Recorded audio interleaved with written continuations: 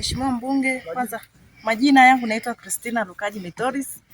Kwanza kabisa tunamshukuru Mungu kwa Mheshimiwa Mbunge kufika kata ya Olorian. Kero ya kwanza Mheshimiwa ni kwamba barabara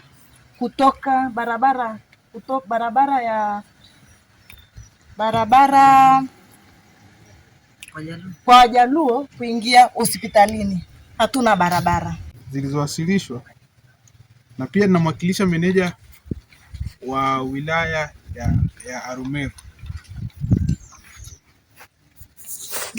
Moja, kuhusu daraja shule ya msingi, njia inayoenda shule ya msingi. Jibu swali la mwananchi ameuliza vizuri, amesema Seliani Dodoma. Tunaenda hatua kwa hatua. Kuna barabara nyingi. Kuna Seliani Dodoma, kuna Mringa Estate, kuna hii ya Jaluo, kuna kituo cha kusaidiana. Asante Mheshimiwa Mbunge. Najibu maswali kama ifuatavyo. Kuna barabara imetajwa, barabara ya Seliani. Ile barabara ya Seliani ni barabara ya tano. Barabara ya Seliani ndio ni barabara ya tano, sio ya TARURA. Lakini pia imetaja barabara ya Jaluo ambayo inaingia hospitali.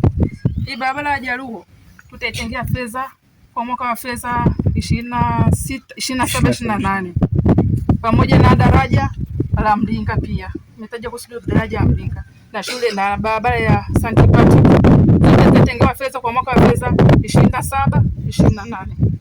Kwa sasa tunatengewa fedha kwa 25-26-27, hakuna fedha zilizotengewa kwenye barabara hii. Lakini kwa mwaka ujao wa fedha ambao ni 27-28 tunatengea fedha kwa ajili ya hizo barabara na zitafanywa kazi.